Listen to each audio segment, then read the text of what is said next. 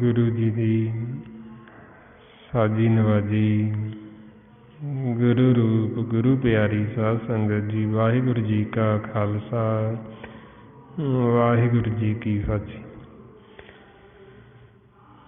ਗੁਰਮੁਖ ਪਿਆਰਿਓ, ਜੋ ਅੱਜ ਦਾ ਦਿਹਾੜਾ ਹੈ, ਚੇਤ ਮਹੀਨੇ ਦੀ ਸੰਗਰਾਂਦ, ਜੋ ਇਸ ਮਹੀਨੇ ਦੇ ਵਿੱਚ ਸਤਿਗੁਰੂ ਆਪਾਂ ਨੂੰ ਉਪਦੇਸ਼ ਬਖਸ਼ਿਸ਼ ਕਰ ਰਹੇ। ਇਹ ਚੇਤ ਦਾ ਮਹੀਨਾ ਉਹਨਾਂ ਗੁਰਮੁਖਾਂ ਵਾਸਤੇ ਆਨੰਦਮਈ ਹੈ ਜਿਹੜੇ ਗੋਬਿੰਦ ਵਾਹਿਗੁਰੂ ਦੀ ਅਰਾਧਨਾ ਕਰਦੇ, ਜਿਹੜੇ ਉਹਦਾ ਸਿਮਰਨ ਕਰਦੇ, ਜਿਹੜੇ ਉਹਦੇ ਗੁਣ ਗਾਉਂਦੇ, ਉਹਨਾਂ ਦਾ ਮਨ ਸਤਿਗੁਰੂ ਕਹਿੰਦੇ ਵੀ ਆਨੰਦ ਦੇ ਵਿੱਚ ਰਹਿੰਦਾ। ਮਾਰੇ ਫਰਮਾਉਂਦੇ, ਚੇਤ ਗੋਬਿੰਦ ਰਾਧੀਏ, ਹੋਵੇ ਆਨੰਦ ਕਣ। ਬਈ ਚੇਤ ਦੇ ਮਹੀਨੇ ਦੇ ਵਿੱਚ ਗੋਬਿੰਦ ਵਾਹਿਗੁਰੂ ਦੀ ਅਰਾਧਨਾ ਕਰੀਏ, ਉਹਦਾ ਸਿਮਰਨ ਕਰੀਏ, ਤੇ ਸਾਨੂੰ ਉਹਦਾ ਲਾਭ ਕੀ ਹੋਏਗਾ? ਮਹਾਰਾਜ ਕਹਿੰਦੇ ਵੀ ਬਹੁਤ ਆਨੰਦ ਘਣਾ। ਬਈ ਜਿਹੜੇ ਗੁਰਮੁਖ ਫਿਰ ਪਰਮਾਤਮਾ ਦੀ ਅਰਾਧਨਾ ਕਰਦੇ, ਗੋਬਿੰਦ ਦੀ, ਉਹਨਾਂ ਦਾ ਮਨ ਸਦਾ ਸੁਖੀ ਹੋ ਜਾਂਦਾ, ਸਦਾ ਆਨੰਦ ਦੇ ਵਿੱਚ ਰਹਿੰਦਾ। ਉਹ ਦੁੱਖਾਂ 'ਚ ਨਹੀਂ ਜਾਂਦਾ, ਦੁਖੀ ਨਹੀਂ ਹੁੰਦਾ। ਹੁਣ ਇਹ ਜਿਹੜਾ ਆਨੰਦ ਸਤਿਗੁਰੂ ਸਾਨੂੰ ਕਹਿ ਰਹੇ, ਇਹ ਆਨੰਦ ਕਿਸੇ ਬਾਹਰੀ ਸੰਸਾਰੀ ਪਦਾਰਥ ਦਾ ਨਹੀਂ ਹੈ, ਕਿਸੇ ਦੁਨਿਆਵੀ ਸੰਸਾਰੀ ਸੁੱਖ ਦਾ ਨਹੀਂ ਹੈ।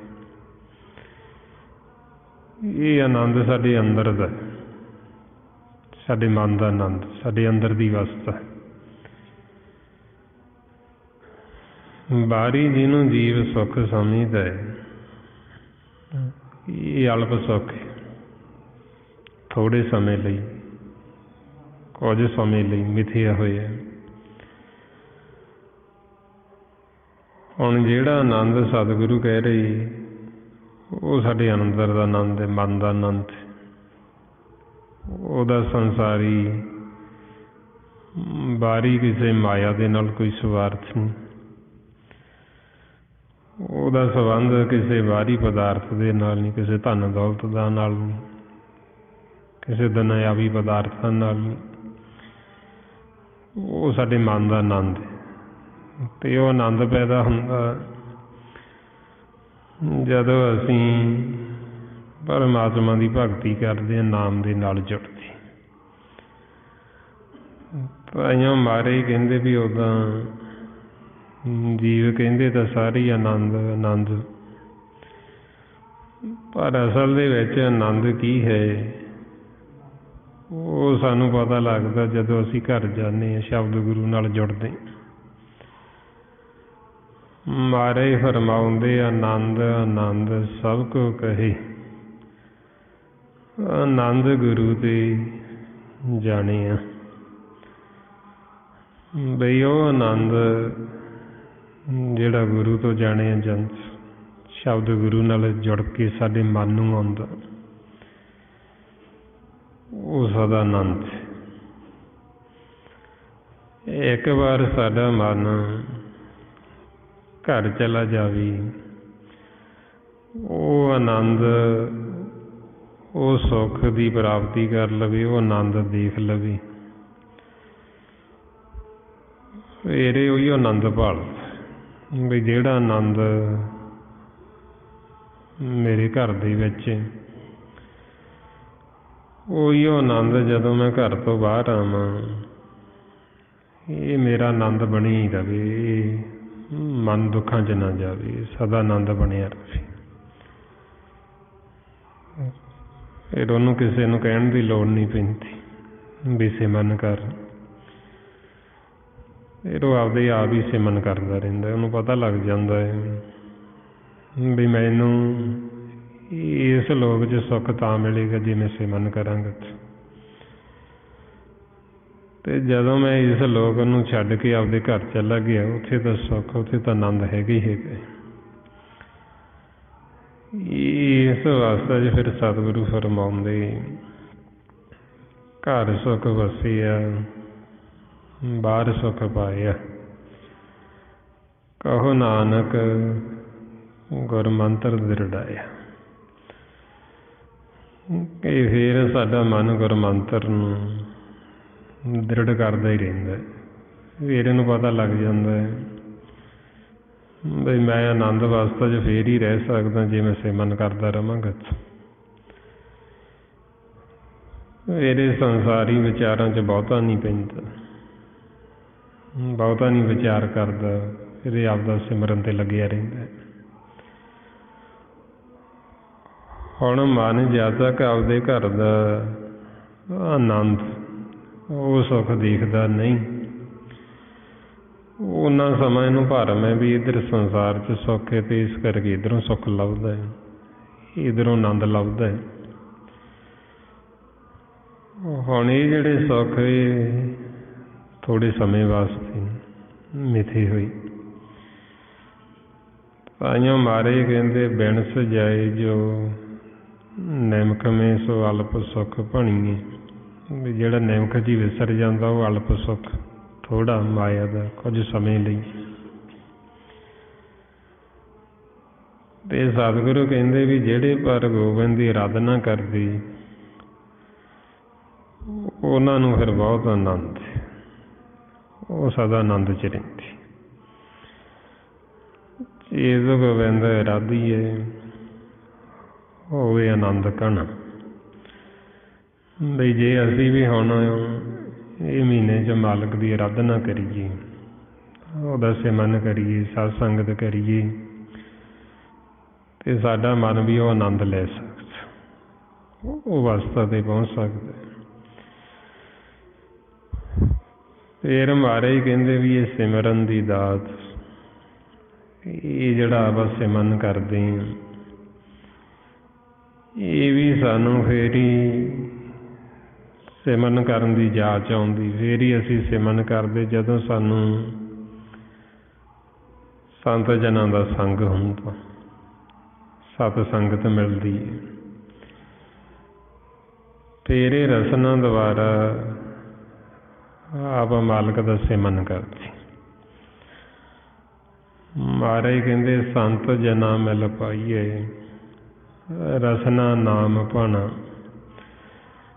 ਬਈ ਸੰਤ ਜਨਾਂ ਨੂੰ ਮਿਲ ਕੇ, ਸੰਤ ਜਨਾਂ ਦਾ ਸੰਗ ਕਰਕੇ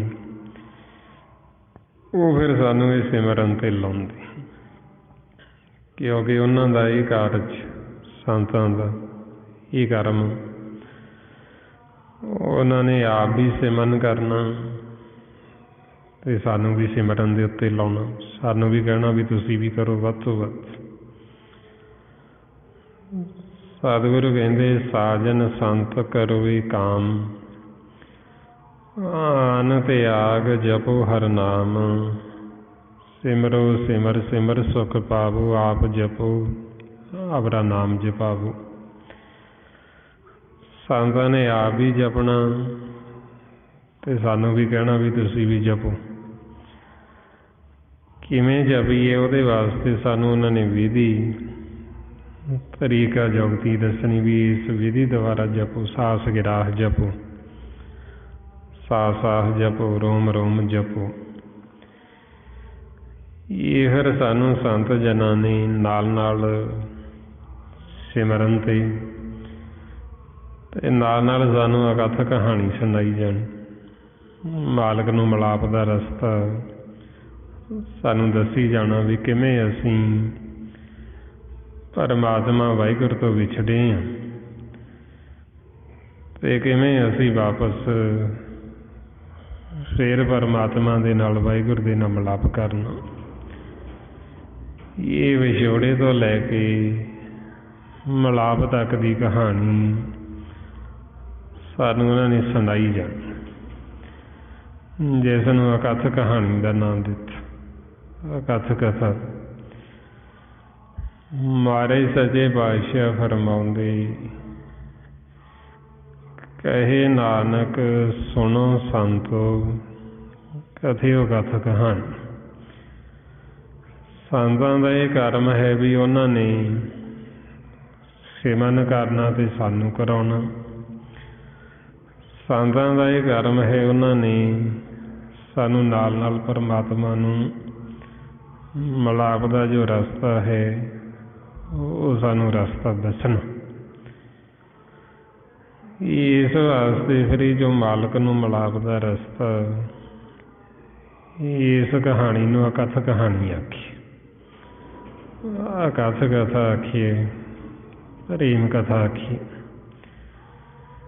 ਇਹ ਕਿਵੇਂ ਅਸੀਂ ਮਾਲਕ ਦੇ ਦਰ ਤੱਕ ਪਹੁੰਚਣਾ, ਕਿਵੇਂ ਅਸੀਂ ਮਾਲਕ ਨਾਲ ਮਿਲਾਪ ਕਰਨਾ, ਇਹ ਸਾਨੂੰ ਨਾਲ ਨਾਲ ਸੰਤ ਜਨਾਂ ਨੇ ਭੇਜ ਦੇਣਾ।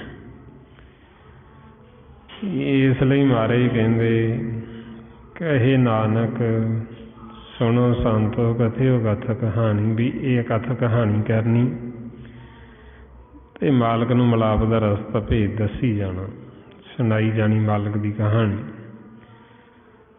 ਆਵੋ ਸੰਤ ਪਿਆਰਿਓ, ਅਕਥ ਕੀ ਕਰਹਿ ਕਹਾਣੀ।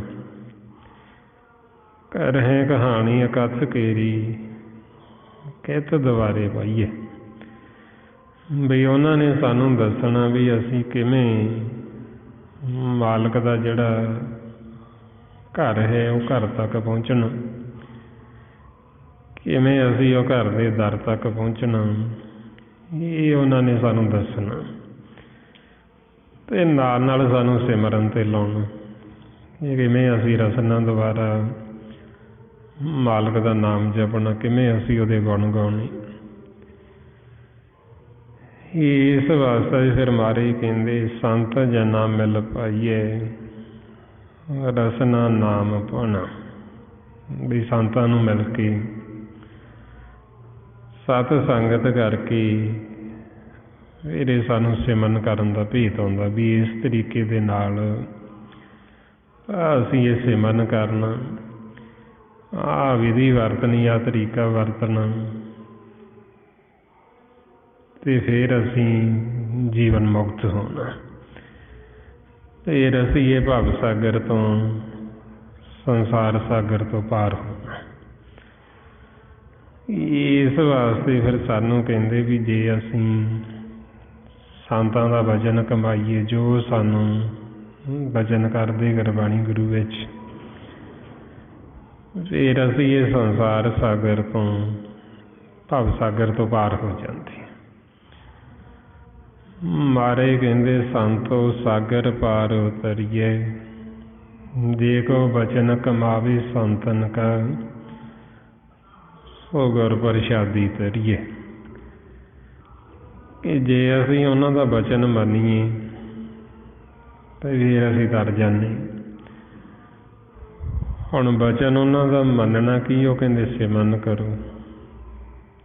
ਬਈ ਪਰਮਾਤਮਾ ਦਾ ਸਿਮਰਨ ਕਰਨਾ, ਪਰਮਾਤਮਾ ਦਾ ਨਾਮ ਤੇ ਆਉਣਾ, ਇਹੋ ਸੰਤਾਂ ਦੀ ਸੇਵਾ ਹੁੰਦੀ। ਸੰਤਾਂ ਦੀ ਸੇਵਾ ਕੀ? ਵੀ ਮਾਲਕ ਦਾ ਸਿਮਰਨ ਕਰਨਾ, ਉਹਨਾਂ ਦਾ ਬਚਨ ਮੰਨਣਾ, ਇਹ ਉਹਨਾਂ ਦੀ ਸੇਵਾ ਹੈ। ਜਿਵੇਂ ਗੁਰਬਾਣੀ ਗੁਰੂ ਵਿੱਚ ਗੁਰੂ ਸਾਹਿਬਾਨ, ਭਗਤ ਜਨ, ਸਾਧੂ ਜਨ ਬੈਠੇ, ਗੁਰਸਿੱਖ ਬੈਠੇ ਨੇ। ਹੁਣ ਗੁਰੂਆਂ ਦੀ ਸੇਵਾ ਕੀ ਹੈ, ਭਗਤਾਂ ਦੀ ਸੇਵਾ ਕੀ ਹੈ?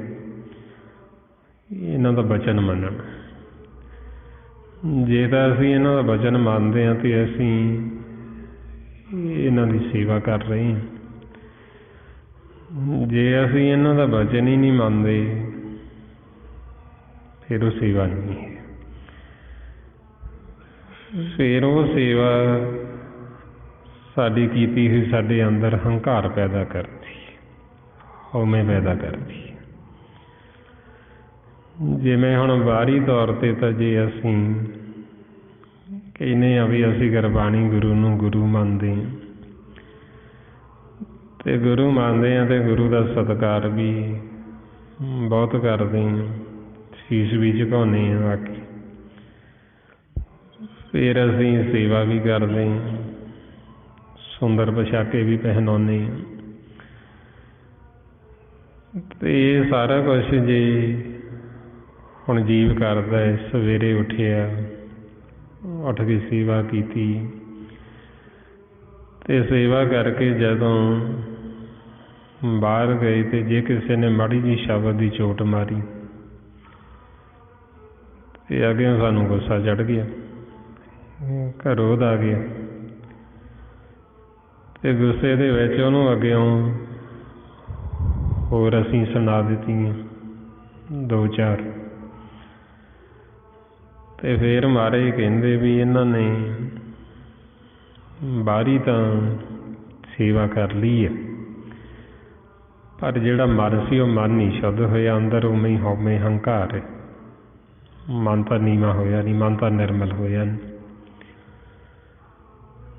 ਅਤੇ ਇਸ ਅਵਸਥਾ 'ਚ ਫਿਰ ਮਹਾਰਾਜ ਜੀ ਕਹਿੰਦੇ ਮਨ ਮੈਂ ਕ੍ਰੋਧ ਮਹਾ ਹੰਕਾਰਾ, ਪੂਜਾ ਕਰੇ ਬਹੁਤ ਵਿਸਤਾਰ, ਕਰੇ ਇਸ਼ਨਾਨ ਤਨ ਚੱਕਰ ਬਣਾਏ, ਮਨ ਕੀ ਮਲ ਕਬੂ ਨਾ ਜਾਏ। ਬਈ ਸਵੇਰੇ ਉੱਠਦਾ ਵੀ ਹੈ, ਉੱਠ ਕੇ ਇਸ਼ਨਾਨ ਵੀ ਕਰਦਾ, ਤਨ ਦਾ ਇਸ਼ਨਾਨ ਕਰਕੇ ਸਰੀਰ ਨੂੰ ਸ਼ੁੱਧ ਵੀ ਕਰਦਾ, ਪਰ ਜਿਹੜਾ ਮਨ ਹੈ ਉਹ ਮਨ ਨਹੀਂ ਸ਼ੁੱਧ ਹੋਇਆ। ਹੁਣ ਮਨ ਕਿਉਂ ਨਹੀਂ ਸ਼ੁੱਧ ਹੋਇਆ? ਇੱਥੇ ਕਾਰਨ ਕੀ ਬਣੇ? ਵੀ ਸੇਵਾ ਵੀ ਕੀਤੀ, ਇਸ਼ਨਾਨ ਵੀ ਕੀਤਾ, ਪਰ ਮਨ ਕਿਉਂ ਨਾ ਧੋਤਾ ਗਿਆ? ਮਨ ਕਿਉਂ ਨਾ ਸ਼ੁੱਧ ਹੋਇਆ? ਮਨ ਤਾਂ ਨਹੀਂ ਸ਼ੁੱਧ ਹੋਇਆ ਵੀ ਜੋ ਗੁਰੂ ਕਹਿ ਰਹੇ ਅਸੀਂ ਬਚਨ, ਉਹ ਬਚਨ ਨਹੀਂ ਮੰਨਿਆ, ਤਾਂ ਨਹੀਂ ਮਨ ਸ਼ੁੱਧ ਹੁੰਦਾ। ਇਸ ਕਰਕੇ ਫਿਰ ਕਹਿੰਦੇ ਵੀ ਬਾਹਰੀ ਤਾਂ ਚਲੋ ਅਸੀਂ ਸਤਿਕਾਰ ਕਰਨਾ ਹੀ ਕਰਨਾ ਹੈ, ਪਰ ਅਸਲ ਜਿਹੜਾ ਸਤਿਕਾਰ ਹੈ ਉਹ ਹੈ ਗੁਰੂ ਦਾ ਬਚਨ ਮੰਨਣਾ, ਗੁਰੂ ਦਾ ਬਚਨ ਕਮਾਉਣਾ। ਇਹ ਸਭ ਤੋਂ ਵੱਡਾ ਸਤਿਕਾਰ ਹੈ।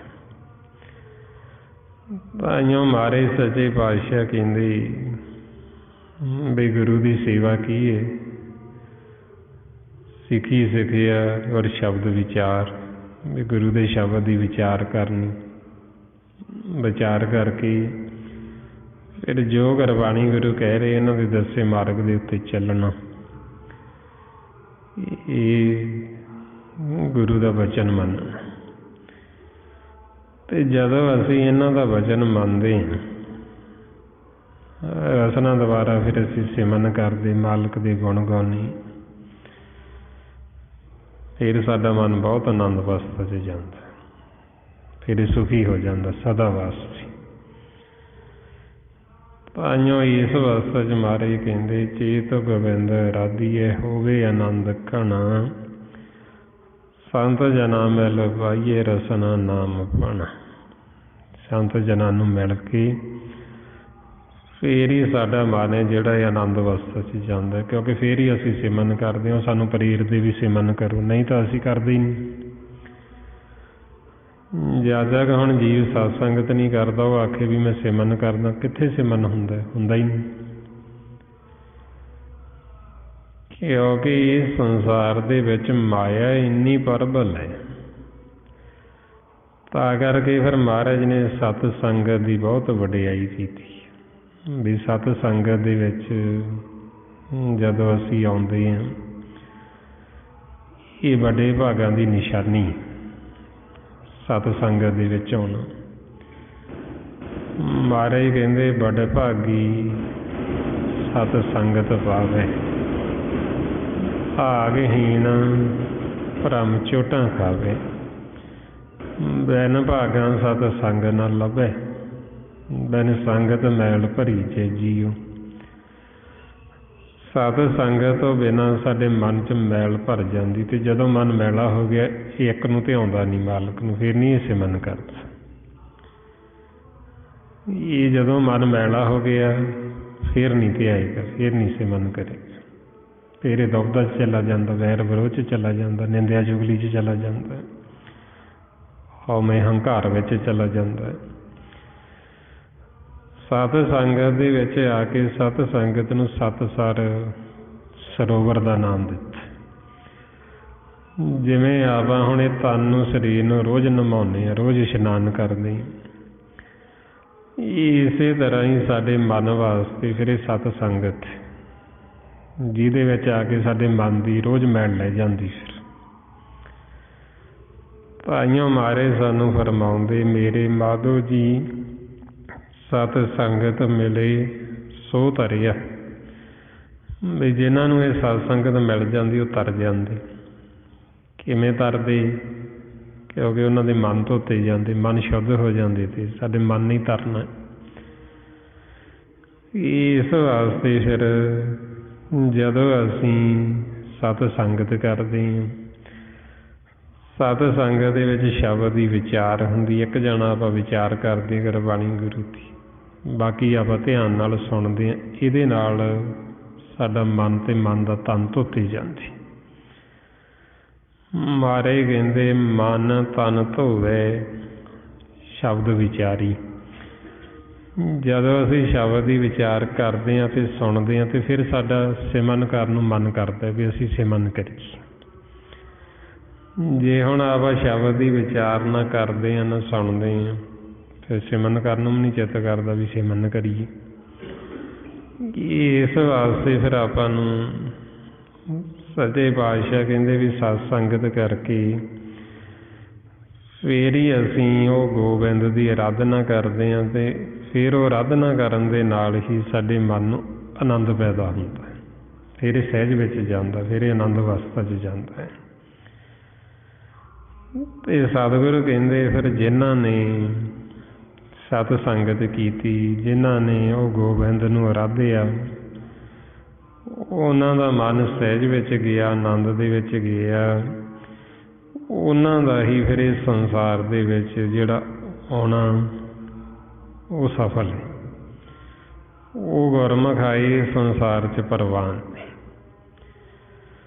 ਮਹਾਰਾਜ ਅੱਗੇ ਫਰਮਾਉਂਦੇ ਜਿਨ ਪਾਇਆ ਪ੍ਰਭ ਆਪਣਾ ਆਏ ਤਿਸੇ ਗਾਣਾ, ਵੀ ਜਿਨ੍ਹਾਂ ਨੇ ਉਹ ਪ੍ਰਭੂ ਦੇ ਨਾਲ, ਮਾਲਕ ਦੇ ਨਾਲ ਮਿਲਾਪ ਕਰ ਲਿਆ, ਉਹਨਾਂ ਦਾ ਹੀ ਆਉਣਾ ਸੰਸਾਰ ਦੇ ਵਿੱਚ ਸਫਲ ਹੈ। ਉਹਨਾਂ ਦਾ ਜਨਮ ਗਿਣਿਆ ਜਾਂਦਾ ਵੀ ਇਹ ਜੀਵਨ ਮੁਕਤ, ਇਹਨਾਂ ਦਾ ਆਉਣਾ ਸੰਸਾਰ ਦੇ ਵਿੱਚ ਵੀ ਉਹ ਸਫਲ ਹੋ ਗਿਆ, ਕਿਉਂਕਿ ਇਹਨਾਂ ਨੇ ਆਪਦੇ ਜੀਵਨ ਦਾ ਲਾਹਾ ਕੱਟ ਲਿਆ। ਨਹੀਂ ਤਾਂ ਸੰਸਾਰ ਦੇ ਵਿੱਚ ਕਿੰਨੀ ਦੁਨੀਆ, ਕਿੰਨੇ ਜੀਵ ਆਉਂਦੇ, ਕਿੰਨੇ ਜਾ ਰਹੇ, ਆਉਣ ਜਾਣ ਬਣਿਆ ਹੋਇਆ। ਆ ਰਹੇ ਨੇ ਜਾ ਰਹੇ ਨੇ। ਪਰ ਸਤਿਗੁਰੂ ਕਹਿੰਦੇ ਆਇਆ ਪ੍ਰਵਾਨ ਕੌਣ? ਜਿਨ੍ਹਾਂ ਨੇ ਮਾਲਕ ਨਾਲ ਮਿਲਾਪ ਕਰ ਲਿਆ ਉਹਨਾਂ ਦਾ ਆਉਣਾ ਪ੍ਰਵਾਨ। ਇਸ ਵਾਸਤੇ ਫਿਰ ਉਹ ਆਪ ਵੀ ਤਰਦੇ ਤੇ ਜਿਹੜਾ ਹੀ ਗੁਰਮੁਖਾਂ ਦਾ ਸੰਗ ਕਰਦੇ ਨਾਲ ਉਹਨਾਂ ਨੂੰ ਵੀ ਤਾਰ ਲੈਂਦੇ, ਉਹਨਾਂ ਨੂੰ ਵੀ ਮੁਕਤ ਕਰ ਲੈਂਦੇ। ਤਾਈਓ ਮਹਾਰਾਜ ਕਹਿੰਦੇ ਧੰਨ ਧੰਨ ਧੰਨ ਜਨ ਆਇਆ ਜਿਸ ਪ੍ਰਸਾਦ ਸਭ ਜਗਤ ਰਾਇਆ। ਜਨ ਆਵਣ ਕਾ ਇਹ ਸੁਭਾਉ ਜਨ ਕੇ ਸੰਗ ਚਿਤ ਆਵੇ ਨਾਉ। ਆਪ ਮੁਕਤ ਮੁਕਤ ਕਰੇ ਸੰਸਾਰ ਨਾਨਕ ਤਿਸ ਜਨ ਕੋ ਸਦਾ ਨਮਸਕਾਰ। ਵੀ ਐਸੇ ਗੁਰਮੁਖਾਂ ਨੂੰ ਜਿਨ੍ਹਾਂ ਨੇ ਮਾਲਕ ਨਾਲ ਮਿਲਾਪ ਕਰ ਲਿਆ ਉਹਨਾਂ ਨੂੰ ਸਦਾ ਨਮਸਕਾਰ। ਕਿਉਂਕਿ ਜਿਹੜੇ ਉਹਨਾਂ ਦਾ ਸੰਗ ਕਰਦੇ ਨਾਲ ਉਹ ਵੀ ਮੁਕਤ ਹੋ ਜਾਂਦੇ। ਐਸੇ ਗੁਰਮੁਖ ਆਉਂਦੇ ਤਾਂ ਵਿਰਲੇ ਨੇ ਕਰੋੜਾਂ ਦੇ ਵਿੱਚ, ਜਿਹੜੇ ਮਾਲਕ ਦੀ ਆਰਾਧਨਾ ਕਰਦੇ ਇੱਕ ਮਨ ਇੱਕ ਚਿੱਤ ਹੋ ਕੇ ਇੱਕ ਜੋਤ ਹੋ ਕੇ। ਪਰ ਉਹਨਾਂ ਦੀ ਜਿਹੜੀ ਘਾਲਣਾ ਘਾਲੀ ਹੋਈ ਉਹਦੀ ਬਰਕਤ ਦੇ ਨਾਲ ਗਾਂ ਕਰੋੜਾਂ ਜੀਵ ਤਰ ਜਾਂਦੇ, ਅਸੰਖਾਂ ਤਰ ਜਾਂਦੇ। ਉਹਨਾਂ ਦੀ ਘਾਲ ਕਮਾਈ ਕੀਤੀ ਹੋਈ ਖਾਂਦੇ। ਮਾਰੇ ਫਰਮਾਉਂਦੇ ਜੋ ਤੁਧ ਸੱਚ ਤੇ ਆਇਂਦੇ ਸੇ ਵਿਰਲੇ ਥੋੜੇ। ਜੋ ਇੱਕ ਮਨ ਇੱਕ ਚਿੱਤ ਆਰਾਧਦੀ ਤਿੰਨ ਕੀ ਬਰਕਤ ਖਾਏ ਅਸੰਖ ਕਰੋੜੀ। ਵੀ ਜਿਹੜੇ ਤੈਨੂੰ ਧਿਆਉਂਦੇ ਜਿਨ੍ਹਾਂ ਦਾ ਮਾਲਕ ਨਾਲ ਮਿਲਾਪ ਹੋ ਗਿਆ ਉਹ ਹੈ ਤਾਂ ਬਹੁਤ ਥੋੜੇ ਨੇ, ਪਰ ਉਹਨਾਂ ਦੀ ਘਾਲ ਕਮਾਈ ਉਹਨਾਂ ਦਾ ਸੰਗ ਕਰਕੇ ਗਾਂ ਅੱਗੇ ਕਰੋੜਾਂ ਜੀਵ ਤਰ ਸਕਦੇ। ਇਹ ਵਡਿਆਈ ਹੈ ਮਾਲਕ ਨੇ ਆਪਦੇ ਗੁਰਮੁਖਾਂ ਨੂੰ ਦਿੱਤੀ, ਸਾਧੂ ਜਨਾਂ ਨੂੰ ਸੰਤਾਂ ਨੂੰ ਦਿੱਤੀ ਹੈ। ਤਾਂ ਕਰਕੇ ਫਿਰ ਕਹਿੰਦੇ ਵੀ ਉਹ ਸਤ ਸੰਗਤ ਹੁੰਦੀ ਜਿੱਥੇ ਐਸੇ ਗੁਰਮੁਖ ਜਨ ਹੁੰਦੇ ਜਿਹੜੇ ਮਾਲਕ ਨਾਲ ਜੁੜੇ, ਜਿਨ੍ਹਾਂ ਨੇ ਸੱਚ ਤੇ ਨਾਮ ਦੀ ਆਰਾਧਨਾ ਕੀਤੀ, ਜਿੱਥੇ ਉਹ ਮਾਲਕ ਦੀ ਵਡਿਆਈ ਕਰਦੇ ਉਹਨੂੰ ਸਤ ਸੰਗਤ ਦਾ ਨਾਮ ਦਿੱਤਾ। ਮਾਰੇ ਕਹਿੰਦੇ ਸੋ ਥਾਨ ਸੁਹਾਵਾ ਪਵਿੱਤ ਹੈ ਜਿੱਥੇ ਸੰਤ ਸਭਾ। ਢੋਈ ਤਿਸ ਹੀ ਨੂੰ ਮਿਲੇ ਜਨ ਪੂਰਾ ਗੁਰੂ ਲੱਭਾ। ਬਈ ਉਹ ਥਾਨ ਵੀ ਪਵਿੱਤਰ ਜਿੱਥੇ ਸੰਤਾਂ ਦੀ ਸਭਾ ਹੁੰਦੀ। ਸਭਾ ਕਹਿੰਦੇ ਸਤ ਸੰਗਤ ਨੂੰ, ਸੰਗਤ ਸਭਾ। ਤੇ ਸਤਿਗੁਰੂ ਕਹਿੰਦੇ ਵੀ ਉਹ ਥਾਂ ਪਵਿੱਤਰ ਬਈ ਜਿੱਥੇ ਸੰਤਾਂ ਦੀ ਸਭਾ, ਜਿੱਥੇ ਉਹ ਸੰਤ ਜਨ ਮਾਲਕ ਦੀ ਵਡਿਆਈ ਕਰਦੇ। ਤੇ ਜਿਹੜੇ ਉਹ ਸਭਾ ਦੇ ਵਿੱਚ ਜਾਂਦੇ ਉਹ ਮੁਕਤ ਹੋ ਜਾਂਦੇ। ਇਹ ਵਡਿਆਈ ਹੈ ਕਿਉਂਕਿ ਐਸੀ ਸਭਾ ਦੇ ਵਿੱਚ ਮਾਲਕ ਆਪ ਹਾਜ਼ਰ ਹੁੰਦਾ। ਜਿੱਥੇ ਸੱਚ ਤੇ ਨਾਮ ਦੀ ਮਹਿਮਾ ਹੁੰਦੀ ਉੱਥੇ ਪਰਮਾਤਮਾ ਆਪ ਮੌਜੂਦ ਹੁੰਦਾ। ਜਦੋਂ ਅਸੀਂ ਐਸੀ ਸਭਾ ਦੇ ਵਿੱਚ ਆ ਕੇ ਬੈਠ ਜਾਂਦੇ ਹਾਂ ਉਹ ਫਿਰ ਸਾਡੇ ਪਿਛਲੇ ਕੀਤੇ ਹੋਏ ਔਗਣ ਉਹ ਸਾਰੀ ਬਖਸ਼ ਦਿੰਦਾ, ਉਹ ਸਾਰੀ ਮਿਟਾ ਦਿੰਦਾ, ਸਾਨੂੰ ਮੁਕਤ ਕਰ ਦਿੰਦਾ, ਭਵ ਸਾਗਰ ਤੋਂ ਪਾਰ ਲੰਘਾ ਦਿੰਦਾ। ਇਹ ਸਤ ਸੰਗਤ ਦੀ ਵਡਿਆਈ। ਮਾਰੇ ਫਰਮਾਉਂਦੇ ਮੁਕਤ ਭਏ ਕਰ ਸਾਧ ਸੰਗਤ। ਤਿਨ ਕੇ ਔਗਣ ਸਭ ਪਰ ਹਰਿਆ। ਤਿਨ ਕੋ ਦੇਖ ਭਏ ਹੈ ਕਿਰਪਾਲਾ। ਤਿਨ ਭਵ ਸਾਗਰ ਤਰਿਆ। ਬਈ ਜਿਨ੍ਹਾਂ ਨੂੰ ਇਹ ਸਤ ਸੰਗਤ ਮਿਲ ਗਈ, ਜਿਹੜੀ ਇਹ ਸਭਾ 'ਚ ਆ ਗਏ, ਉਹ ਮੁਕਤ ਹੋ ਜਾਂਦੇ। ਇਸ ਵਾਸਤੇ ਫਿਰ ਸਤਿਗੁਰੂ ਕਹਿੰਦੇ ਬਈ ਜਿਨ੍ਹਾਂ ਨੇ ਮਾਲਕ ਨੂੰ ਧਿਆਇਆ, ਜਿਨ੍ਹਾਂ ਨੇ ਆਰਾਧਨਾ ਕੀਤੀ, ਉਹਨਾਂ ਦਾ ਹੀ ਸੰਸਾਰ ਦੇ ਵਿੱਚ ਆਉਣਾ ਜਿਹੜਾ ਉਹ ਸਫਲ ਹੈ। ਜਿਨ੍ਹਾਂ ਨੇ ਫਿਰ ਇੱਕ ਤਾਂ ਉਹ ਗੁਰਮੁਖ ਜਿਨ੍ਹਾਂ ਨੇ ਮਾਲਕ ਨਾਲ ਮਿਲਾਪ ਕਰ ਲਿਆ, ਉਹਨਾਂ ਤੇ ਪਰਮਾਤਮਾ 'ਚ ਤਾਂ ਕੋਈ ਫਰਕ ਹੀ ਨਹੀਂ ਰਹਿੰਦਾ, ਕੋਈ ਅੰਤਰ ਨਹੀਂ ਰਹਿੰਦਾ। ਤੇ ਜਿਹੜੇ ਉਹਨਾਂ ਦੀ ਸੰਗਤ ਵੀ ਕਰਦੇ, ਮਾਲਕ ਐਡਾ ਦਿਆਲੂ ਕਿਰਪਾਲੂ ਹੈ, ਉਹਨਾਂ ਦਾ ਸੰਗ ਕਰਨ ਦੇ ਨਾਲ ਹੀ ਸਾਨੂੰ ਤਾਰ ਦਿੰਦਾ ਨਾਲ। ਵੀ ਇੰਨੀ ਮਹਿਮਾ ਗੁਰਮੁਖਾਂ ਦੇ ਸੰਗ ਦੀ ਸਾਨੂੰ ਦੱਸੀ। ਤਾਈਓ ਮਹਾਰਾਜ ਕਹਿੰਦੇ ਵੀ ਸਤ ਸੰਗਤ ਤਾਂ ਜਿੰਨੀ ਅਸੀਂ ਕਰ ਲਈਏ ਸਾਨੂੰ ਲਾਭ ਹੀ ਲਾਭ, ਚਾਹੇ ਇੱਕ ਘੜੀ ਤੋਂ ਅੱਧੀ ਘੜੀ, ਅੱਧੀ ਤੋਂ ਵੀ ਅੱਧੀ, ਸਾਨੂੰ ਉਹਦੇ ਵਿੱਚ ਲਾਭ ਹੀ ਲਾਹ ਹੀ ਲਾਹ। ਮਹਾਰਾਜ ਕਹਿੰਦੇ ਕਬੀਰ ਏਕ ਘੜੀ ਆਧੀ ਘੜੀ, ਆਦਿ ਹੁੰਦੇ ਆਦ ਭਗਤਨ ਸੇਤੀ ਗੋਸ਼ਟੀ, ਜੋ ਕੀਨੋ ਸੋ ਲਾਭ।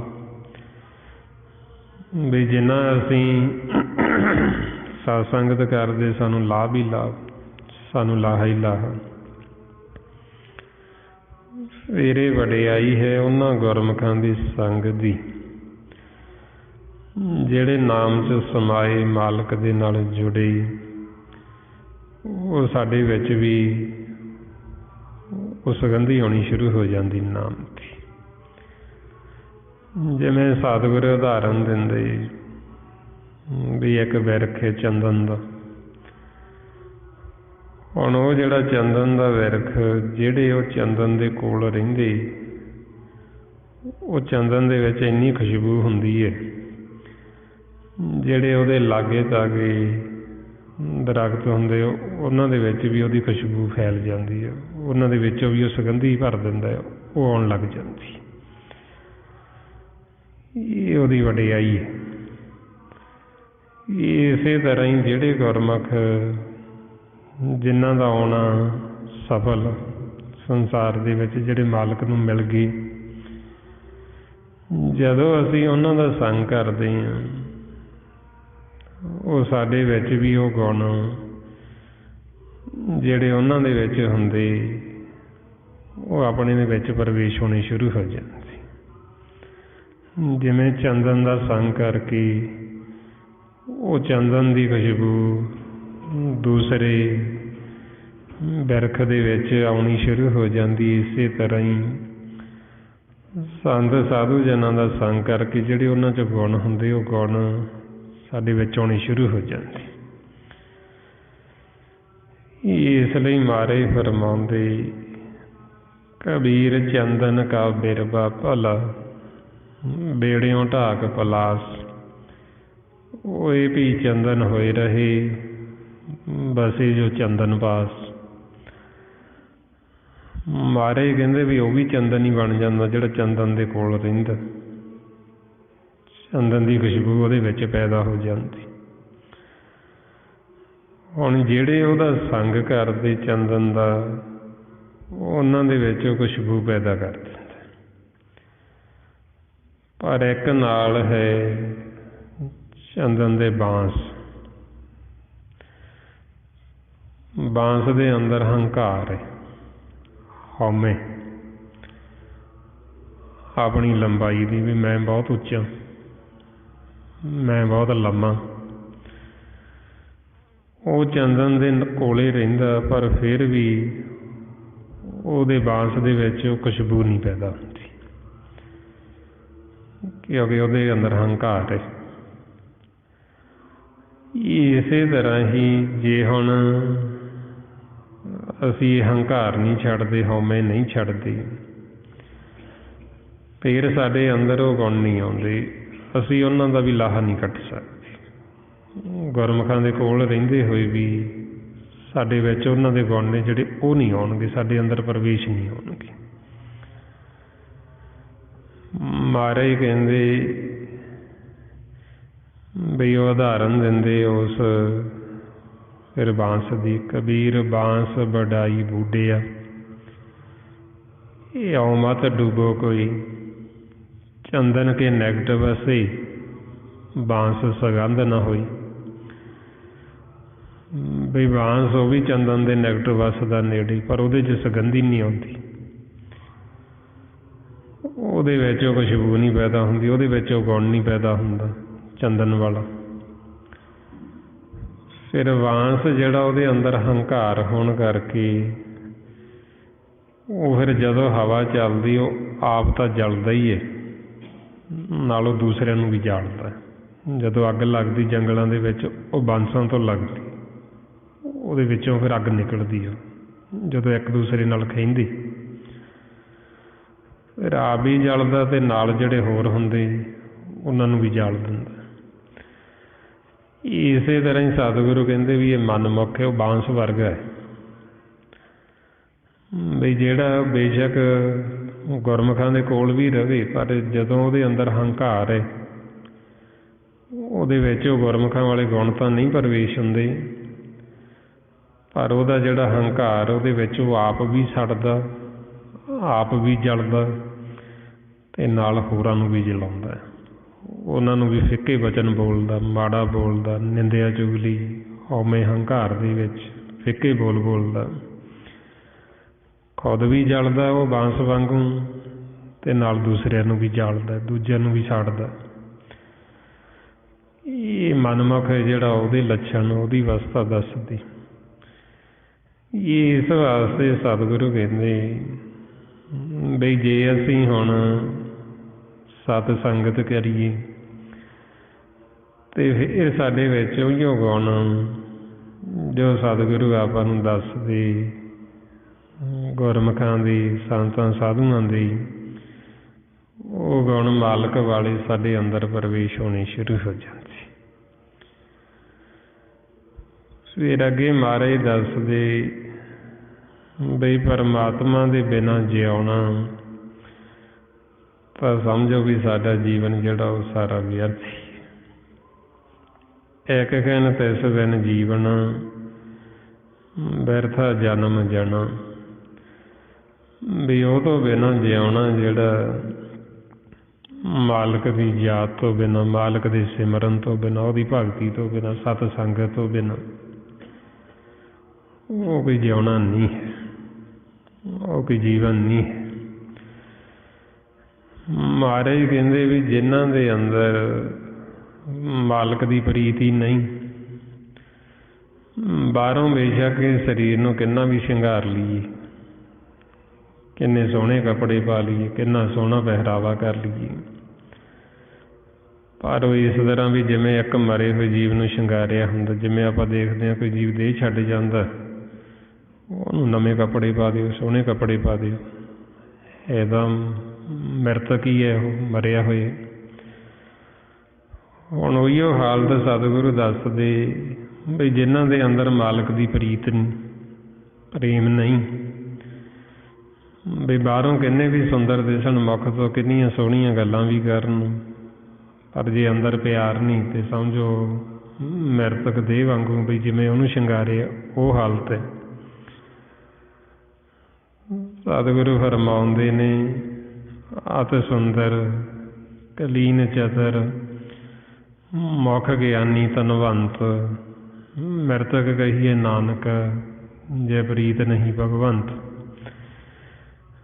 ਬਈ ਬਾਹਰੋਂ ਤਾਂ ਸ਼ਿੰਗਾਰ ਲਿਆ, ਸਰੀਰ ਨੂੰ ਸੋਹਣਾ ਪਹਿਰਾਵਾ ਪਾ ਲਿਆ, ਮੁੱਖ ਤੋਂ ਵਧੀਆ ਗੱਲਾਂ ਕਰ ਲਈਆਂ, ਪਰ ਅੰਦਰੋਂ ਪਿਆਰ ਨਹੀਂ, ਪ੍ਰੀਤ ਨਹੀਂ ਮਾਲਕ ਦੇ ਨਾਲ। ਤਾਂ ਫਿਰ ਮਹਾਰਾਜ ਕਹਿੰਦੇ ਵੀ ਉਹ ਤੋਂ ਬਿਨਾਂ ਜਿਉਣਾ ਜਿਹੜਾ ਜੀਵਨ ਇਹ ਵਿਅਰਥ ਹੈ। ਇੱਕ ਖਿਨ ਤਿਸ ਬਿਨ ਜੀਵਨ ਬਿਰਥਾ ਜਨਮ ਜਾਣਾ। ਵੀ ਉਹਨਾਂ ਦਾ ਜਨਮ ਬਿਰਥਾ ਜਾਣੋ ਜਿਹੜੇ ਮਾਲਕ ਤੋਂ ਬੇਮੁਖ ਹੋਏ, ਉਹਦੀ ਪ੍ਰੀਤ ਤੋਂ ਬਿਨਾਂ ਮਾਲਕ ਨੂੰ ਭੁੱਲੇ। ਫਿਰ ਮਹਾਰਾਜ ਦੱਸਦੇ ਵੀ ਜੋ ਪਰਮਾਤਮਾ ਹੈ ਉਹ ਐਸੀ ਕੋਈ ਥਾਂ ਨਹੀਂ ਵੀ ਜਿੱਥੇ ਉਹ ਨਾ ਹੋਵੇ। ਜਲ ਦੇ ਵਿੱਚ, ਥਲ ਦੇ ਵਿੱਚ, ਧਰਤੀ ਦੇ, ਅਸਮਾਨ ਦੇ ਸੈਂਟਰ ਦੇ ਵਿੱਚ, ਆਕਾਸ਼ ਦੇ ਵਿੱਚ ਐਸੀ ਕੋਈ ਥਾਂ ਹੀ ਨਹੀਂ ਜਿੱਥੇ ਉਹ ਨਹੀਂ ਹੈ। ਆਪਾਂ ਜਿੱਥੇ ਮਰਜ਼ੀ ਚਲੇ ਜਾਈਏ, ਸੰਸਾਰ ਦੇ ਵਿੱਚ ਜੰਗਲਾਂ 'ਚ ਚਲੇ ਜਾਈਏ, ਗੁਫਾਵਾਂ ਦੇ ਵਿੱਚ ਚਲੇ ਜਾਈਏ, ਉਹ ਹਰ ਥਾਂ 'ਤੇ ਮੌਜੂਦ ਹੈ। ਐਸੀ ਕੋਈ ਥਾਂ ਹੀ ਨਹੀਂ ਜਿੱਥੇ ਉਹ ਨਹੀਂ ਹੈ। ਸਤਿਗੁਰੂ ਕਹਿੰਦੇ ਜਲ ਥਲ ਮਹੀਲ ਪੂਰਿਆ ਰਵਿਆ ਵਿੱਚ ਬਣਾ। ਵੀ ਜਿਹੜਾ ਹਰ ਥਾਂ 'ਤੇ ਪ੍ਰਕਾਸ਼ਵਾਨ ਹੈ, ਸੁਭਾਈਮਾਨ ਹੈ, ਐਸੀ ਕੋਈ ਥਾਂ ਹੀ ਨਹੀਂ ਜਿੱਥੇ ਉਹ ਨਹੀਂ ਹੈ। ਹੁਣ ਐਸਾ ਮਾਲਕ ਸਾਡਾ ਸੁਆਮੀ ਵੀ ਜਿਹੜਾ ਹਰ ਥਾਂ 'ਤੇ ਮੌਜੂਦ ਹੈ, ਅਤੇ ਜੇ ਉਹਦੇ ਬਿਨਾਂ ਹੀ ਅਸੀਂ ਉਹ ਤੋਂ ਬੇਮੁੱਖ, ਵੀ ਜਿਹੜਾ ਆ ਹਰ ਥਾਂ 'ਤੇ ਐਸੀ ਕੋਈ ਥਾਂ ਨਹੀਂ ਜਿੱਥੇ ਉਹ ਨਾ ਹੋਵੇ, ਸਾਡੇ ਇੰਨਾ ਨੇੜੇ ਵੀ ਇਹ ਸਾਡੇ ਹੱਥਾਂ ਤੋਂ ਵੀ, ਸਾਡੇ ਹੱਥ ਵੀ ਦੂਰ, ਹੱਥਾਂ ਤੋਂ ਵੀ ਨੇੜੇ ਵੱਸਦਾ। ਮਹਾਰਾਜ ਕਹਿੰਦੇ ਕਹੋ ਰਵਿਦਾਸ ਹੱਥ ਪੈ ਨੇੜੇ, ਵੀ ਸਾਡੇ ਹੱਥਾਂ ਤੋਂ ਵੀ ਨੇੜੇ, ਹੱਥ ਵੀ ਦੂਰ ਨੇ, ਉਹ ਹੱਥਾਂ ਤੋਂ ਵੀ ਨੇੜੇ ਵੱਸਦਾ। ਹੁਣ ਜੇ ਉਹ ਮਾਲਕ ਜਿਹੜਾ ਹਰ ਥਾਂ 'ਤੇ ਵੱਸਦਾ ਹੈ, ਸਾਡੇ ਅੰਦਰ ਵੀ ਅਤੇ ਬਾਹਰ ਵੀ, ਅਤੇ ਜੇ ਉਹ ਸਾਡੇ ਚਿੱਤ ਵਿੱਚ ਨਾ ਆਵੇ, ਉਹਨੂੰ ਅਸੀਂ ਚੇਤੇ ਨਾ ਕਰੀਏ, ਅਤੇ ਕਿੱਡਾ ਵੱਡਾ ਦੁੱਖ ਦੀ ਗੱਲ। ਮਹਾਰਾਜ ਕਹਿੰਦੇ ਸੋ ਪ੍ਰਭ ਚਿੱਤ ਨਾ ਆਵੀ ਕਿਤੜਾ ਦੁੱਖ ਘਾਣਾ, ਕਿੱਡਾ ਵੱਡਾ ਦੁੱਖ। ਵੀ ਇੱਕ ਤਾਂ ਹੈ ਵੀ ਚਲੋ ਕਿਤੇ ਹੋਵੇ ਨਾ ਅਤੇ ਸਾਨੂੰ ਚੇਤੇ ਨਾ ਆਵੇ, ਹਰ ਥਾਂ 'ਤੇ ਮੌਜੂਦ ਹੈ, ਐਸੀ ਕੋਈ ਥਾਂ ਨਹੀਂ ਵੀ ਜਿੱਥੇ ਨਾ ਹੋਵੇ, ਸਾਡੇ ਅੰਦਰ ਵੀ ਹੈ, ਬਾਹਰ ਵੀ ਚਾਰ ਚੁਫੇਰੇ, ਅਤੇ ਕਿਤੇ ਅਸੀਂ ਚਲੇ ਜਾਈਏ ਉੱਥੇ ਹੀ ਮੌਜੂਦ ਹੈ। ਅਤੇ ਜੇ ਹੁਣ ਉਹ ਸਾਡੇ ਚਿੱਤ ਵਿੱਚ ਨਾ ਆਵੇ, ਹਿਰਦੇ 'ਚ ਨਾ ਵੱਸੇ, ਅਸੀਂ ਉਹਨੂੰ ਯਾਦ ਨਾ ਕਰੀਏ, ਅਤੇ ਫਿਰ ਮਹਾਰਾਜ ਕਹਿੰਦੇ ਵੀ ਬੜਾ ਵੱਡਾ ਦੁੱਖ ਮਨ ਨੂੰ। ਬਈ ਜਿਵੇਂ ਹੁਣ ਕਹਿੰਦੇ ਤਾਂ ਅਸੀਂ ਸਾਰੇ ਹੀ ਹਾਂ ਵੀ ਪਰਮਾਤਮਾ ਐਸੀ ਕੋਈ ਥਾਂ ਨਹੀਂ ਜਿੱਥੇ ਉਹ ਨਹੀਂ ਹੈ, ਹਰ ਥਾਂ 'ਤੇ ਮੌਜੂਦ ਹੈ। ਜਿਵੇਂ ਹਰੇਕ ਹੀ ਜੀਵ ਕਹਿੰਦਾ ਵੀ ਚਲੋ ਜੇ ਕੋਈ ਹੋਰ ਨਹੀਂ ਦੇਖਦਾ, ਰੱਬ ਤਾਂ ਦੇਖਦਾ ਇਹਨੂੰ। ਹੁਣ ਜੇ ਰੱਬ ਸਾਨੂੰ ਦੇਖਦਾ ਹੈ ਅਤੇ ਅਸੀਂ ਇਹ ਨਹੀਂ ਵਿਚਾਰਦੇ ਵੀ ਅਸੀਂ ਉਹਨੂੰ ਕਿਉਂ ਨਹੀਂ ਦੇਖਦੇ, ਵੀ ਜੇ ਉਹ ਸਾਨੂੰ ਦੇਖ ਰਿਹਾ ਅਤੇ ਸਾਨੂੰ ਉਹ ਕਿਉਂ ਨਹੀਂ ਦੇਖਦਾ। ਸਾਨੂੰ ਇਸ ਕਰਕੇ ਨਹੀਂ ਦੇਖਦਾ ਕਿਉਂਕਿ ਸਾਡੇ ਇਹਨਾਂ ਨੇਤਰਾਂ 'ਤੇ ਭਰਮ ਦਾ ਪੜਦਾ ਪਿਆ ਹੋਏ, ਵਿੱਚ ਹਉਮੈ ਦਾ ਪੜਦਾ ਪਿਆ, ਤਾਂ ਕਰਕੇ ਉਹ ਮਾਲਕ ਸਾਨੂੰ ਦਿਖਾਈ ਨਹੀਂ ਦਿੰਦਾ। ਮਹਾਰਾਜ ਕਹਿੰਦੇ ਨਿਕਟ ਸੁਣਿਓ ਔਰ ਵੇਖਿਓ ਨਾਹੀਂ, ਭਰਮ ਭਰਮ ਦੁੱਖ ਭਰੀ ਆ। ਵੀ ਕਿੱਡੇ ਦੁੱਖ ਦੀ, ਕਿੱਡੇ ਭਰਮ ਦੀ ਗੱਲ। ਬਈ ਸੁਣਦੇ ਸਾਰੇ ਹੀ ਆ ਵੀ ਨੇੜੇ ਹੈ, ਪਰ ਕਦੇ ਦੇਖਿਆ ਨਹੀਂ, ਕਦੇ ਉਹਦੇ ਦਰਸ਼ਨ ਨਹੀਂ ਹੋਏ। ਹੁਣ ਇਸ ਵਾਸਤੇ ਫਿਰ ਸਤਿਗੁਰੂ ਕਹਿੰਦੇ ਵੀ ਬੜਾ ਵੱਡਾ ਇਹ ਦੁੱਖ ਹੈ ਵੀ ਜੇ ਉਹ ਸਾਨੂੰ ਮਾਲਕ ਚੇਤੇ ਨਹੀਂ ਆਉਂਦਾ। ਤਾਂ ਕਰਕੇ ਫਿਰ ਗੁਰਮੁਖਾਂ ਨੇ ਬੇਨਤੀਆਂ ਕੀਤੀਆਂ ਵੀ ਤੂੰ ਸਾਡੇ ਚਿੱਤ ਵਿੱਚ ਵੱਸ ਜਾ, ਵੀ ਤੂੰ ਸਾਨੂੰ ਚੇਤੇ ਆਵੇਂ। ਜਿਵੇਂ ਆਪਾਂ ਅਰਦਾਸ ਦੇ ਵਿੱਚ ਵੀ ਰੋਜ਼ ਹੀ ਤਾਂ ਇਹ ਦਾਤ ਮੰਗਦੇ ਹਾਂ ਵੀ ਸਾਨੂੰ ਉਹ ਗੁਰਮੁਖ ਪਿਆਰਿਆਂ ਦਾ ਮੇਲ ਕਰਾਓ ਵੀ ਜਿਨ੍ਹਾਂ ਨੂੰ ਮਿਲ ਕੇ ਸਾਨੂੰ ਪਰਮਾਤਮਾ ਦਾ ਨਾਮ ਚੇਤਾ ਆਵੇ, ਸਾਨੂੰ ਪਰਮਾਤਮਾ ਚੇਤਾ ਆਵੇ, ਵੀ ਉਹਨਾਂ ਦਾ ਮੇਲ ਕਰਾਓ। ਹੁਣ ਉਹ ਫਿਰ ਸੰਤ ਹੁੰਦੇ, ਗੁਰਮੁਖ ਸਾਧੂ ਜਨ, ਗੁਰਸਿੱਖ, ਜਿਨ੍ਹਾਂ ਨੂੰ ਮਿਲ ਕੇ ਸਾਨੂੰ ਮਾਲਕ ਚੇਤੇ ਆਉਂਦਾ। ਇਸ ਵਾਸਤੇ ਫਿਰ ਸਤਿਗੁਰੂ ਕਹਿੰਦੇ ਵੀ ਜਿਨ੍ਹਾਂ ਨੇ ਫਿਰ ਉਸ ਪਤੀ ਪਰਮੇਸ਼ਰ ਨੂੰ ਰਾਵਿਆ, ਜਿਨ੍ਹਾਂ ਨੇ ਉਹਦੇ ਨਾਲ ਮਿਲਾਪ ਕੀਤਾ, ਜਿਹੜੇ ਉਹਦੇ ਸਨਮੁਖ ਹੋਏ, ਉਹਨਾਂ ਦੇ ਬੜੇ ਵੱਡੇ ਭਾਗ। ਜਿਨੇ ਰਾਵਿਆ ਸੋ ਪ੍ਰਭੂ ਤਿੰਨਾ ਭਾਗ ਮਨਾ, ਵੀ ਉਹਨਾਂ ਦੇ ਭਾਗ ਬਹੁਤ ਉੱਤਮ, ਬਹੁਤ ਸ੍ਰੇਸ਼ਟ। ਅਤੇ ਜਦੋਂ ਫਿਰ ਅਸੀਂ ਉਹਨਾਂ ਦਾ ਸੰਗ ਕਰਦੇ ਹਾਂ, ਐਸੇ ਗੁਰਮੁਖਾਂ ਦਾ, ਫਿਰ ਸਾਡੇ ਵੀ ਮਨ ਦੇ ਵਿੱਚ ਉਹ ਅਭਿਆਸ ਪੈਦਾ ਕਰ ਦਿੰਦੇ ਮਾਲਕ ਦੇ ਦਰਸ਼ਨਾਂ ਦੀ। ਮਾਲਕ ਦੀ ਵਿਚਾਰ ਸੁਣਾ ਕੇ ਸਾਡੇ ਮਨ ਨੂੰ ਨਿਰਮਲ ਕਰ ਦਿੰਦੇ, ਅਤੇ ਸਾਡੇ ਅੰਦਰ ਵੀ ਤੜਫ, ਸਾਡੇ ਅੰਦਰ ਵੀ ਵਿਰਾਗ ਪੈਦਾ ਹੋ ਜਾਂਦਾ ਵੀ ਅਸੀਂ ਵੀ ਪਰਮਾਤਮਾ ਨੂੰ ਮਿਲੀਏ। ਵੀ ਜਿਹੜਾ ਹਰ ਥਾਂ 'ਤੇ ਮੌਜੂਦ, ਐਸੀ ਕੋਈ ਥਾਂ ਨਹੀਂ ਵੀ ਸਾਡੇ ਇੰਨਾ ਨੇੜੇ ਵੱਸਦਾ ਹੈ ਵੀ ਸਾਨੂੰ ਦੀਂਦਾ ਕਿਉਂ ਨਹੀਂ। ਫਿਰ ਜਦੋਂ ਸਾਡੇ ਮਨ ਦੇ ਵਿੱਚ ਇਹ ਪਿਆਸ ਪੈਦਾ ਹੋ ਜਾਂਦੀ ਮਾਲਕ ਦੇ ਦਰਸ਼ਨਾਂ ਦੀ, ਫਿਰ ਸਾਡਾ ਮਨ ਵੀ ਲੋਚਦਾ ਉਹਦੇ ਦਰਸ਼ਨਾਂ ਨੂੰ, ਵੀ ਕਦੋਂ ਸਾਨੂੰ ਵੀ ਮਾਲਕ ਦੇ ਦਰਸ਼ਨ ਹੋਣ, ਕਦੋਂ ਸਾਡਾ ਵੀ ਉਹਦੇ ਨਾਲ ਮਿਲਾਪ ਹੋਵੇ। ਸਤਿਗੁਰੂ ਕਹਿੰਦੇ ਹਰ ਦਰਸ਼ਨ ਕਉ ਮਨ ਲੋਚਦਾ, ਨਾਨਕ ਪਿਆਸ ਮਾਨਾ।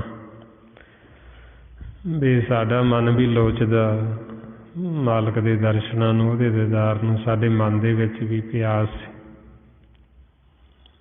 ਮਾਲਕ ਦੇ ਨਾਲ ਮਿਲਾਪ ਦੀ। ਹੁਣ ਜਿੱਦਾਂ ਦੀ ਸਾਡੇ ਮਨ ਨੂੰ ਪਿਆਸ ਹੁੰਦੀ, ਉਦਾਂ ਦੀ ਸਾਡਾ ਮਾਲਕ ਪੂਰਤੀ ਕਰ ਦਿੰਦਾ। ਜਿਵੇਂ ਮਹਾਰਾਜ ਕਹਿੰਦੇ ਵੀ ਇੱਕ ਤਾਂ ਉਹ ਗੁਰਮੁਖ ਜਿਨ੍ਹਾਂ ਦਾ ਮਾਲਕ ਦੇ ਨਾਲ ਮਿਲਾਪ ਹੋ ਗਿਆ, ਤੇ ਜਿਨ੍ਹਾਂ ਦੇ ਅੰਦਰ ਇਹ ਦਰਸ਼ਨਾਂ ਦੀ ਪਿਆਸ ਹੀ ਪੈਦਾ ਹੋ ਗਈ, ਤੇ ਉਹਨਾਂ ਦੀ ਵੀ ਬਹੁਤ ਵਡਿਆਈ ਕਰਦੇ। ਸਤਿਗੁਰੂ ਕਹਿੰਦੇ ਅਸੀਂ ਉਹਨਾਂ ਤੋਂ ਵੀ ਬਲਿਹਾਰ ਜਾਂਦੇ। ਜਿਸ ਜਨ ਕੋ ਪ੍ਰਭ ਦਰਸ ਪਿਆਸ, ਨਾਨਕ ਤਾਂ ਕੇ ਬਲ ਬਲ ਜਸ। ਗੁਰੂ ਸਾਹਿਬ ਕਹਿੰਦੇ ਅਸੀਂ ਉਹਨਾਂ ਤੋਂ ਵਾਰੀ ਜਾਂਦੇ, ਬਲਿਹਾਰ ਜਾਂਦੇ, ਜਿਨ੍ਹਾਂ ਦੇ ਅੰਦਰ ਮਾਲਕ ਦੇ ਦਰਸ਼ਨਾਂ ਦੀ ਪਿਆਸ ਹੈ, ਵੀ ਜਿਨ੍ਹਾਂ ਨੂੰ ਇਹ ਪਿਆਸ ਹੀ ਲੱਗ ਗਈ। ਹਾਲਾਂਕਿ ਮਿਲਾਪ ਜਿਨ੍ਹਾਂ ਨੇ ਮਿਲਾਪ ਕਰ ਲਿਆ, ਉਹਨਾਂ ਦੀ ਤਾਂ ਮਹਿਮਾ ਆਖੀ ਨਹੀਂ ਜਾ ਸਕਦੀ, ਵਡਿਆਈ ਆਪਾਂ ਕਰ ਹੀ ਨਹੀਂ ਸਕਦੇ। ਉਹਨਾਂ ਤੇ ਮਾਲਕ ਦੇ ਵਿੱਚ ਤਾਂ ਕੋਈ ਫਰਕ ਹੀ ਨਹੀਂ ਰਹਿੰਦਾ। ਤੇ ਜਿਨ੍ਹਾਂ ਦੇ ਅੰਦਰ ਸਤਿਗੁਰੂ ਕਹਿੰਦੇ ਪਿਆਸ ਹੀ ਪੈਦਾ ਹੋ ਗਈ, ਅਸੀਂ ਉਹਨਾਂ ਤੋਂ ਵੀ ਕੁਰਬਾਨ ਜਾਂਦੇ। ਕਿੰਨੀ ਵਡਿਆਈ ਮਹਾਰਾਜ ਕਰ ਰਹੀ ਵੀ ਸਾਡੇ ਅੰਦਰ ਇਹ ਪਿਆਸ ਲੱਗ ਜੀ ਮਾਲਕ ਦੇ ਦਰਸ਼ਨਾਂ ਦੀ, ਸਾਨੂੰ ਵੀ ਨਾਮ ਦੀ ਭੁੱਖ ਲੱਗਣ ਲੱਗ ਜੀ। ਇਸ ਲਈ ਮਹਾਰਾਜ ਕਹਿੰਦੇ ਵੀ ਜਿੱਦਾਂ ਦੀ ਫਿਰ ਸਾਡੇ ਮਨ ਦੀ ਭੁੱਖ ਹੁੰਦੀ ਪਿਆਸ, ਉਹ ਮਾਲਕ ਉੱਦਾਂ ਦੀ ਹੀ ਸਾਡੇ ਮਨ ਦੀ ਫਿਰ ਪੂਰਤੀ ਕਰ ਦਿੰਦਾ। ਜੈਸੀ ਭੂਖ ਤੈਸੀ ਕਾ ਪੂਰਕ, ਸਗਲ ਘਟਾ ਕਾ ਸੁਆਮੀ। ਨਾਨਕ ਪਿਆਸ ਲੱਗੀ ਦਰਸ਼ਨ ਕੀ, ਪ੍ਰਭ ਮਿਲਿਆ ਅੰਤਰਜਾਮੀ। ਜਦੋਂ ਸਾਡੇ ਅੰਦਰ ਹੀ ਪਿਆਸ ਲੱਗ ਗਈ ਨਾ ਦਰਸ਼ਨਾਂ ਦੀ, ਫਿਰ ਉਹ ਅੰਤਰਜਾਮੀ ਉਹਨੇ ਸਾਨੂੰ ਮਿਲ ਹੀ ਪੈਣਾ, ਫਿਰ ਨਹੀਂ ਉਹ ਢਿੱਲ ਲਾਉਂਦਾ। ਬਸ ਸਾਨੂੰ ਪਿਆਸ ਹੀ ਨਹੀਂ ਲੱਗਦੀ, ਵੀ ਸਾਡਾ ਮਨ ਰਾਜੀ ਨਹੀਂ ਹੁੰਦਾ ਮਿਲਣ ਵਾਸਤੇ, ਵੀ ਇਹ ਚਾਹੁੰਦਾ ਨਹੀਂ ਮੈਂ ਮਾਲਕ ਨੂੰ ਮਿਲਣਾ। ਇਸ ਵਾਸਤੇ ਫਿਰ ਮਹਾਰਾਜ ਕਹਿੰਦੇ ਵੀ ਜਿਹੜੇ ਫਿਰ ਸਾਨੂੰ ਗੁਰਮੁਖ ਪਰਮਾਤਮਾ ਦੇ ਨਾਲ ਮਿਲਾ ਦੇਣ, ਉਹ ਸਾਨੂੰ ਇਹ ਮਾਰਗ ਦੱਸਣ, ਅਸੀਂ ਉਹਨਾਂ ਦੇ ਚਰਨੀ ਲੱਗਦੇ ਹਾਂ, ਅਸੀਂ ਉਹਨਾਂ ਦੇ ਬਚਨਾਂ ਦੇ ਨਾਲ ਜੁੜਦੇ। ਚੇਤ ਮਲਾਏ ਸੋ ਪ੍ਰਭੂ ਤਿਸਕੇ ਪਾਏ ਲੱਗਾ। ਵੀ ਜਿਹੜਾ ਮੈਨੂੰ ਚੇਤ ਦੇ ਮਹੀਨੇ ਦੇ ਵਿੱਚ ਮਾਲਕ ਦੇ ਨਾਲ ਮਿਲਾ ਦੇਵੇ, ਜਿਹੜਾ ਮੈਨੂੰ ਉਹਦੇ ਦਰਸ਼ਨ ਕਰਾ ਦੇਵੇ, ਮੈਂ ਉਹਦੇ ਚਰਨੀ ਲੱਗਾ। ਹੁਣ ਇਹ ਜਿਨ੍ਹਾਂ ਦੇ ਮਨ 'ਚ ਪਿਆਸ ਹੈ, ਉਹੀਓ ਇਹ ਬੇਨਤੀ ਕਰ ਸਕਦਾ। ਜਿਹਦੇ ਅੰਦਰ ਪਿਆਸ ਹੀ ਨਹੀਂ, ਉਹ ਤਾਂ ਚਾਹੁੰਦਾ ਹੀ ਨਹੀਂ, ਉਹ ਤਾਂ ਨਾ ਸਿਮਰਨ ਕਰੇ ਨਾ ਸਤ ਸੰਗਤ ਕਰੇ, ਉਹ ਨਹੀਂ ਆਉਂਦਾ। ਹੁਣ ਆਪਾਂ ਤਾਂਹੀਓ ਆਉਂਦੇ ਸੰਗਤ ਦੇ ਵਿੱਚ, ਤਾਂਹੀਓ ਸਿਮਰਨ ਕਰਦੇ ਹਾਂ ਵੀ ਸਾਡੇ ਅੰਦਰ ਕੁਛ ਨਾ ਕੁਛ ਮਾਲਕ ਨੇ ਉਹ ਖਿੱਚ ਬਣਾਈ ਹੈ, ਵੀ ਤਾਂ ਕਿ ਅਸੀਂ ਸੰਗਤ ਕਰੀਏ, ਸਿਮਰਨ ਕਰੀਏ, ਤੇ ਅਸੀਂ ਆਪਦੇ ਜੀਵਨ ਦਾ ਲਾਹਾ ਖੱਟ ਲਈਏ। ਸੋ ਇਸ ਕਰਕੇ ਮਹਾਰਾਜ ਕਹਿੰਦੇ ਵੀ ਇਹ ਪਿਆਸ ਸਾਡੇ ਮਨ ਦੇ ਵਿੱਚ ਬਣੀ ਰਵੇ, ਤੇ ਜੇ ਨਹੀਂ ਲੱਗੀ ਹੈ ਸਾਨੂੰ ਪਿਆਸ ਲੱਗ ਜਾਵੇ, ਤੇ ਉਹਦੇ ਵਾਸਤੇ ਫਿਰ ਇਹ ਆਪਾਂ ਸਿਮਰਨ ਕਰਦੇ। ਜੇ ਉਹਦੇ ਆਪਾਂ ਸਿਮਰਨ ਕਰਾਂਗੇ, ਸਤ ਸੰਗਤ ਕਰਾਂਗੇ, ਤੇ ਉਹਦੇ ਸਾਡੇ ਅੰਦਰ ਇਹ ਪਿਆਸ ਦਰਸ਼ਨਾਂ ਦੀ ਪੈਦਾ ਹੁੰਦੀ ਜਾਏਗੀ। ਆਓ ਹੁਣ ਜੋ ਸਤਿਗੁਰੂ ਆਪਾਂ ਨੂੰ ਕਹਿ ਰਹੇ ਸਿਮਰਨ ਕਰਨ ਨੂੰ, ਆਓ ਸਾਰੇ ਗੁਰਮੁਖ ਪਿਆਰੇ ਕਰੋ ਜੀ ਸ਼ੁਰੂ। ਵਾਹਿਗੁਰੂ ਵਾਹਿਗੁਰੂ ਵਾਹਿਗੁਰੂ ਵਾਹਿਗੁਰੂ ਵਾਹਿਗੁਰੂ ਵਾਹਿਗੁਰੂ।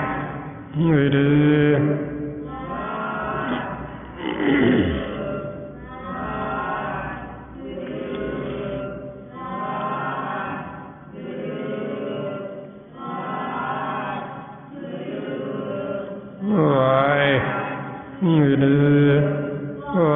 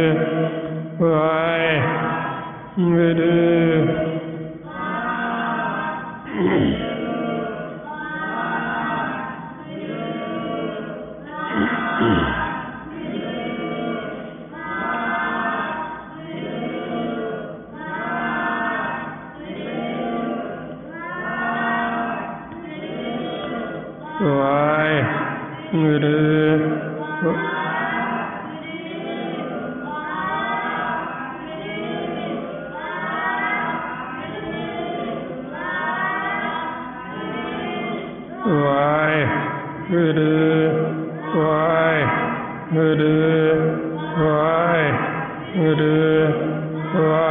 ਵਾਹਿਗੁਰੂ ਵਾਹਿਗੁਰੂ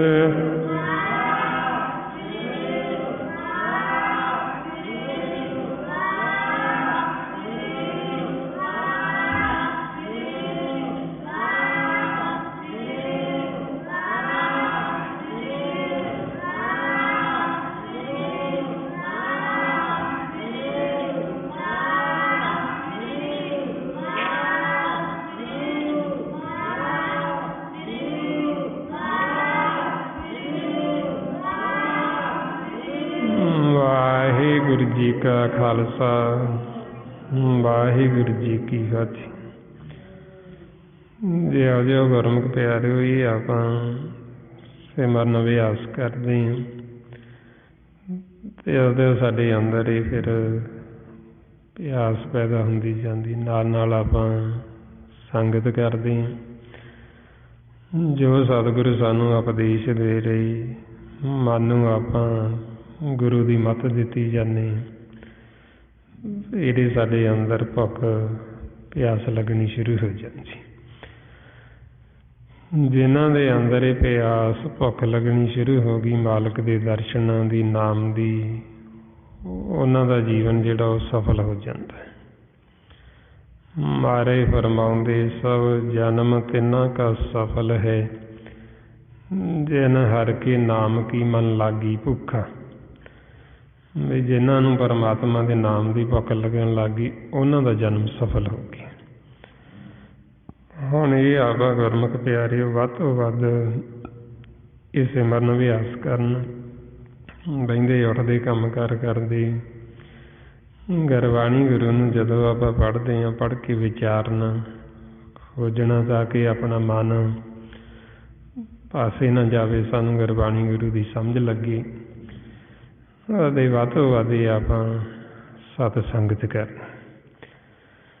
ਇਹ ਜੋ ਸਾਰਾ ਭੇਦ ਗੁਰਬਾਣੀ ਗੁਰੂ ਦੁਆਰਾ ਆਪਾਂ ਨੂੰ ਦਿੱਤਾ ਮਹਾਂਪੁਰਖਾਂ ਨੇ, ਭਾਈ ਸਾਹਿਬ ਭਾਈ ਸੇਵਾ ਸਿੰਘ ਜੀ ਧਰਮਾਲਾ, ਕਿ ਜੋ ਸਾਡੇ ਜੀਵਨ ਦਾ ਸਾਰਿਆਂ ਦਾ ਮਨੋਰਥ ਹੈ, ਪਰਮਾਤਮਾ ਨੂੰ ਮਿਲਣਾ, ਸੁੱਖ ਲੈਣਾ, ਆਨੰਦ ਲੈਣਾ, ਤੇ ਉਹ ਅਸੀਂ ਫਿਰ ਸਾਰੇ ਹੀ ਪਰਮਾਤਮਾ ਨੂੰ ਆਰਾਧਨਾ ਕਰਕੇ, ਉਹਦਾ ਸਿਮਰਨ ਕਰਕੇ ਸੁਖੀ ਹੋ ਸਕਦੇ। ਜੋ ਮਾਰੇ ਫਰਮਾਉਂਦੇ ਚੀਤ ਗੋਬਿੰਦ ਰਾਧੀਏ ਹੋਵੇ ਆਨੰਦ ਕਣ। ਹੁਣ ਇਹ ਚੇਤ ਦੇ ਮਹੀਨੇ ਵਿੱਚ ਆਪਾਂ ਵੱਧ ਤੋਂ ਵੱਧ ਮਾਲਕ ਦੀ ਆਰਾਧਨਾ ਕਰਨੀ, ਸਿਮਰਨ ਕਰਨਾ ਤੇ ਮਨ ਨੂੰ ਸੁਖੀ ਕਰਨਾ, ਆਨੰਦ ਅਵਸਥਾ 'ਚ ਲੈ ਕੇ ਜਾਣਾ। ਸੋ ਇੰਨੀਆਂ ਬੇਨਤੀਆਂ, ਇੰਨੇ ਵਿਚਾਰ ਕਰਦਿਆਂ ਹੋਏ ਜੇ ਕੋਈ ਐਸਾ ਸ਼ਬਦ ਬੋਲਿਆ ਗਿਆ ਹੋਵੇ ਸੰਗਤ ਅਤੇ ਸਤਿਗੁਰੂ ਬਖਸ਼ਣ ਯੋਗ ਨੇ, ਬਖਸ਼ ਲੈਣਾ ਜੀ। ਵਾਹਿਗੁਰੂ ਜੀ ਕਾ ਖਾਲਸਾ ਵਾਹਿਗੁਰੂ ਜੀ ਕੀ ਫਤਿਹ। ਵਾਹਿਗੁਰੂ